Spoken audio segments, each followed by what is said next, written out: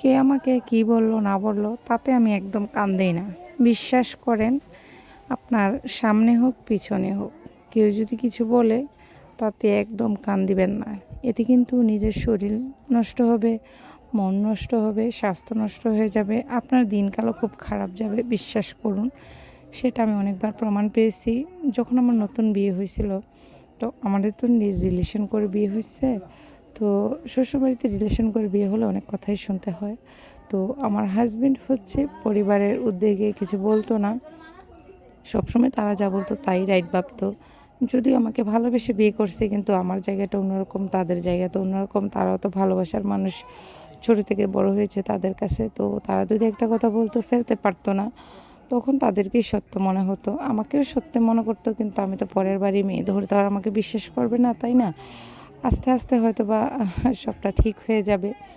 তো তখন আমার খুব কষ্ট লাগতো, খারাপ লাগতো, তখন খুব টেনশন করতাম, চিন্তা করতাম, আমি এই কাজটা করি নাই, আমি অন্যায়টা করি নাই, কেন আমাকে এটা বলা হলো, কেন আমার গায়ে এই দোষটা দেওয়া হলো, আমি তো এই কাজটা এখানে করি না, আমি তো ওই জায়গায় এখানে যাই নাই। খুব খারাপ লাগতো।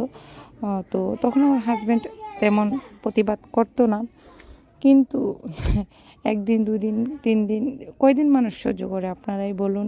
ধীরে ধীরে যখন আমাদের বিবাহের মানে দিনগুলো বাড়তেছে, মাস, বছর হইতেছে, তখন তো উনি আমাকে চিনতে পারছে। তখন উনার আ মানে ধারণাটা ঠিক হইছে যে, আমি তোমাকে একটা সময় মানে সবার কথা শুনতাম, তোমাকে আমি ভুল বুঝতাম না, কিন্তু সবার কথা আমি শুনতাম। আমি ভাবতাম যে সবাই রাইট বলতেছে।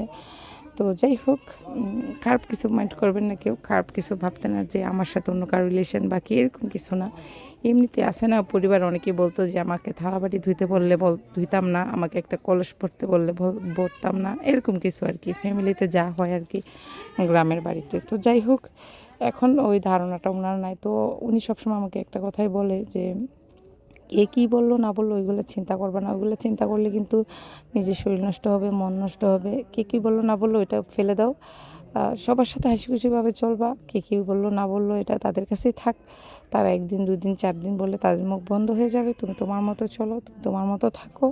আমি তোমার পাশে আছি। তো যাই হোক, উনি আমার পাশে আছে।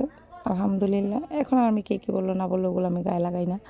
আলহামদুলিল্লাহ এখন ভালো আছি, সুস্থ আছি। কিন্তু কেউ এখন আর আগের মতো এগুলো বলে না, চান্স পায় না। কারণ আমি এখন ওনার কাছে আছি। উনি আমাকে সাথে নিয়ে থাকে। আমার আলহামদুলিল্লাহ ২ টা বেবি আছে। যারা আমার রেগুলার ভিডিও দেখেন তারা জানেন। দোয়া করবেন আমার বাচ্চাদের জন্য। যাই হোক, আপনাদেরকেও বলতেছি, কে কী বললো না বললো ওই কথা কান দিবেন না। সবসময় নিজের মতো করে চলবেন। উপরে একজন তো আছে, উপরওয়ালা তো আছে, উনি তো সব দেখতেছেন। কখনোই মানে মিথ্যে দিয়ে সত্যকে ঢেকে রাখা যায় না। সত্যটা একদিন সামনে আসে। যাই হোক, সবাই ভালো থাকবেন। আল্লাহ হাফেজ।